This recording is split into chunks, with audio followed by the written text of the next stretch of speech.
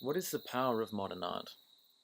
When we look at the history of art, we see through the eons and the different timescapes that art has served a different function, a different purpose, a different space in that culture, in that time.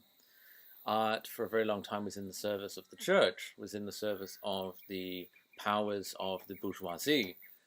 And with the coming of art for art's sake, we have art emerging into a new relationship with creativity and with the artist as creating for themselves rather than creating for another, for a patron.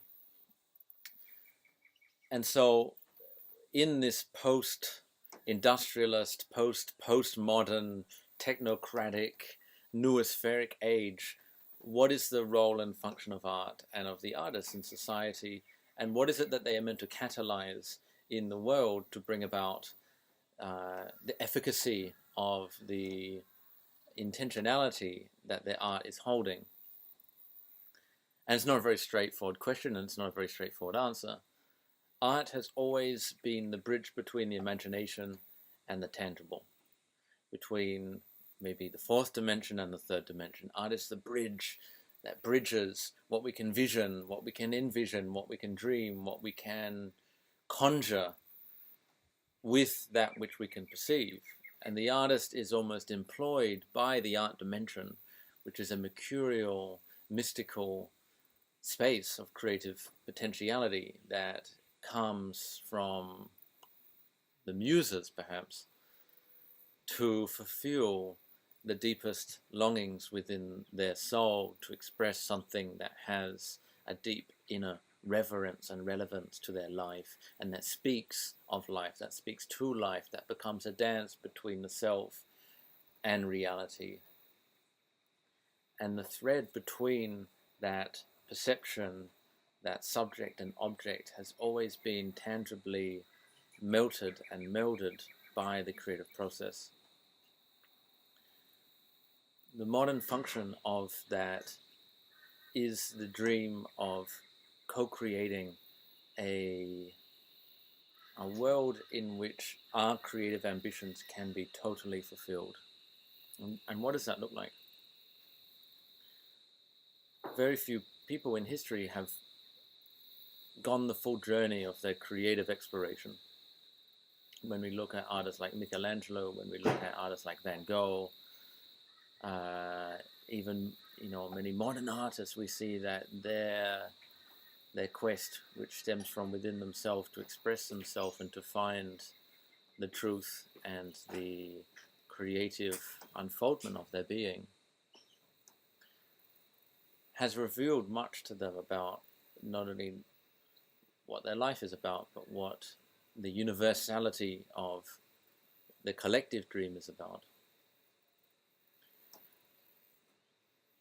Can we use art to fuel a intentional collective vision?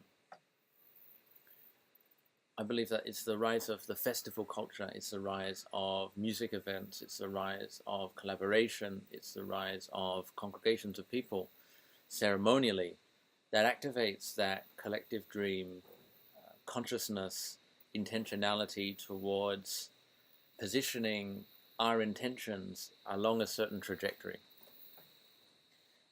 And if we can dream in a certain trajectory, then our lives can be accelerated in that trajectory. And so this is the question that we as a species, as a collective, as a community of people on the planet need to ask is, what trajectory are we going towards? And that also brings in the blockages and the resistance and the opposite, which is what is stopping us from fulfilling that vision. Almost like the 100-monkey effect, when there is a critical mass of beings that are seeking to fulfill a certain evolutionary trajectory,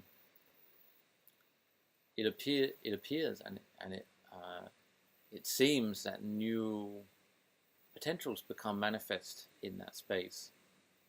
But for so long, this collective mentality has been hijacked by military, by corporations, by the mass media, and that have kept that trajectory of human thought, of human intention, of human creativity trapped in a lower realm, trapped in a lower sphere that is usually based on lack and fear and discordance and not good enough, unworthiness.